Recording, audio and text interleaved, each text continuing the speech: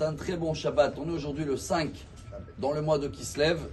Et dans la cinquième montée dans la paracha Vayetze de cette semaine, on a un des messages les plus importants dans notre vie.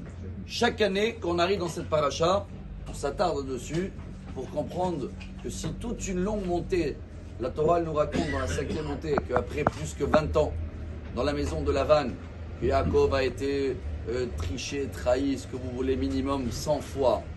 Et après qu'il avait fait le deal avec son beau-père et ils étaient une séparation de 3 jours de marche entre eux. Et Yaakov, il a pu faire un petit peu pour sa maison aussi. Il a pu faire la richesse. Et malgré tout ça, le visage de Lavan, comme ça il dit Yaakov, Ro'eani pene avichem veine enenu kitemol shilshom. En judo-tunisien, ils disent Pshenfa. Ça y est, il a changé de visage. Il voit que Pshenef, il voit que le beau-père, c'est pas ça. Et là, il y a un ange qui arrive le soir et il dit à Yaakov, ça y est, on fait les valises, Mazal Tov, c'est la Aliyah, c'est fini ta mission ici. Maintenant, Yaakov, il doit annoncer ça à ses femmes, les enfants, même pas au beau-père, parce qu'il s'est sauvé. Mais le message d'aujourd'hui, il est tellement beau. Chaque année, Rabotai, quand on le répète, il faut vraiment essayer de l'appliquer. Comment maintenant Yaakov, il va annoncer à toute sa famille que ça y est, on y va. Alors, je ne sais pas comment nous, on aurait fait à sa place.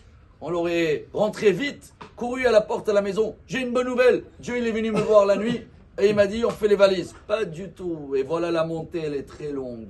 Et Yaakov, elle raconte la Torah. Il a invité ses femmes au restaurant. Quand je dis au restaurant, c'est marqué Hasadeh El Tzono. Parce que c'est une grande nouvelle. Donc quand on prend des décisions importantes dans la vie, déjà on apprend, il vaut mieux de sortir de le confort habituel. Attends, change de décor. 1. 2. Vous croyez qu'il a dit tout de suite les valises? Pas du tout. Il commence à leur dire, vous avez vu le visage de votre père? Vous savez tout ce qu'il m'a fait là pendant toutes ces années, tout le deal qu'on a fait ensemble. Et à la fin, comme ça, il va glisser. Et en plus, voilà, Dieu, il m'a dit que c'est le bon moment. Mais il n'a rien imposé. Il n'a pas dit faire les valises. Il a attendu que Rachel et Léa, ils vont répondre et ils vont dire d'eux-mêmes. Quoi? Qu'avec toi, il a triché. Mais nous, il nous a pris toutes les allocations des enfants. On n'a plus de retraite, on n'a plus de biens, on n'a plus rien. Vas-y, bien sûr, on va faire les valises. Voilà le jackpot. Yaakov n'a jamais demandé, imposé sa volonté. Et même la volonté de Dieu, il a fait passer en dernier.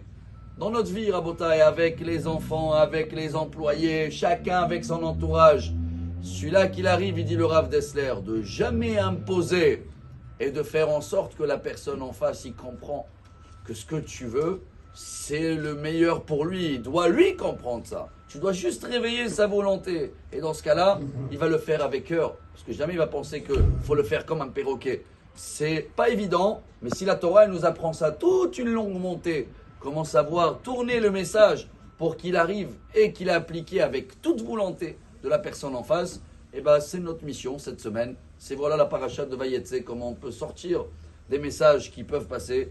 Et Bezrat Hashem, avec tous les miracles qu'il a eu à Yaakov, peu importe avec tout l'entourage, Blanc, Monsieur Blanc, Lavan, etc., qu'on va voir Bezrat Hashem, malgré tout ce qu'il y a autour, un très bon Shabbat, que des bonnes nouvelles pour tout le peuple d'Israël, et que les bons messages vont passer toujours.